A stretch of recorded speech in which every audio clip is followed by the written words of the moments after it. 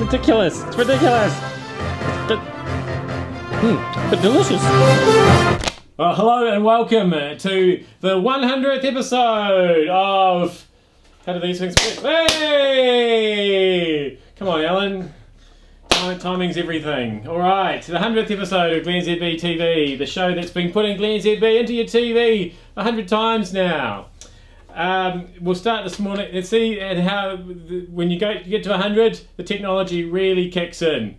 And we've got this flash new electric sign to tell you that we're live. We're not, of course. You're watching this after we've recorded it, but I don't know why we do that, even. Anyway, your phone might be smart, but is it smart enough to take a picture of the solar eclipse? If you don't know what I'm talking about, this was it yesterday.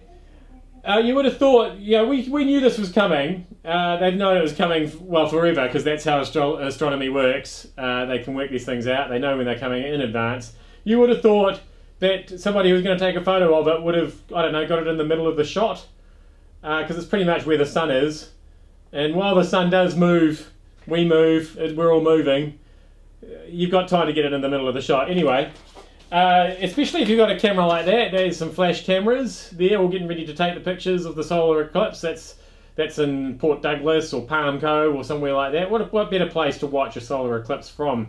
What I thought was interesting about this photo here is obviously there was somebody taking a photo of all those people taking a photo, and so presumably they're standing that way. Those guys are all standing that way. So there's one idiot who looks like he has absolutely no idea where the sun is or where the moon is. So that's quite funny. And the other thing I found amusing is I saw another picture of quite a few just ordinary people without the flash cameras with the long lenses, just sitting there with phones like this. Maybe if they were really lucky, a phone like that. Or getting ready to take their pictures of the solar eclipse as well. And then they all take the pictures and all their flashes go off. And I'm thinking, as smart as your smartphone is, and even if it is a Nokia Lumia and not just a skanky old iPhone, the flash is not good enough to reach all the way to the eclipse. I don't think you're going to throw enough light on the moon to show the moon up. It's still going to come out as a dark circle. I guess they're still working on that. That's still to come in cell phone technology. Maybe the iPhone 5S. The widely anticipated 5S will have that. Oh, did you get a piece of Chaz cake? Chaz cake. See what I did there? Chaz, short for Charles. Anyway, did you get a piece of that cake yesterday? I thought that this was like a random thing. You know, you could have applied if it was your birthday and then you get to go to Charles's birthday party. But after watching the coverage of the birthday party yesterday, I don't reckon that it was that random. I reckon some fairly full-on vetting went on there, because those guests all seemed to be of a type. They were people who were really quite into princes and princesses and royalty in general, and the kind of people who came out and said that it was the most exciting day of their lives, the best time they ever had on their birthdays. Really? I just can't help thinking that if it had been truly randomly selected, there would have been a few people there like me who would have gone, not really into it, but there's free cake, so that was alright. I would have expected a bit more free alcohol.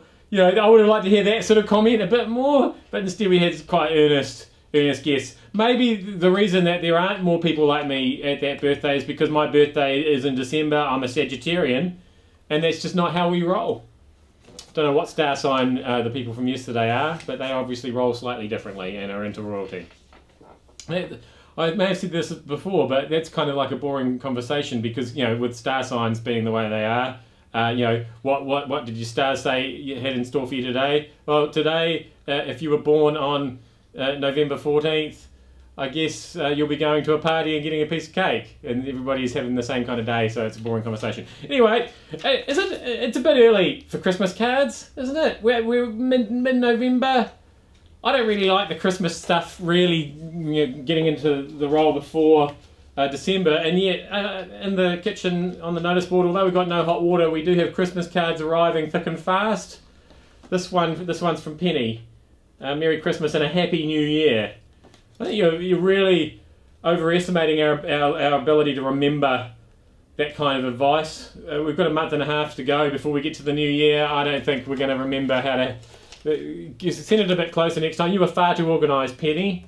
So maybe just drop us another one a little bit closer to the time, because that's a bit weird. We've got the inaugural Ugly Lectern Award.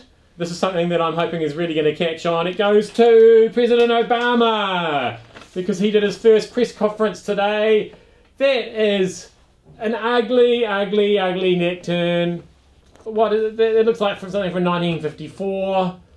That's actually not from today. That's the same lectern that he used today. That's a previous time, and on that time, this thing fell off the lectern. And he's the president. Get him a proper lectern, people.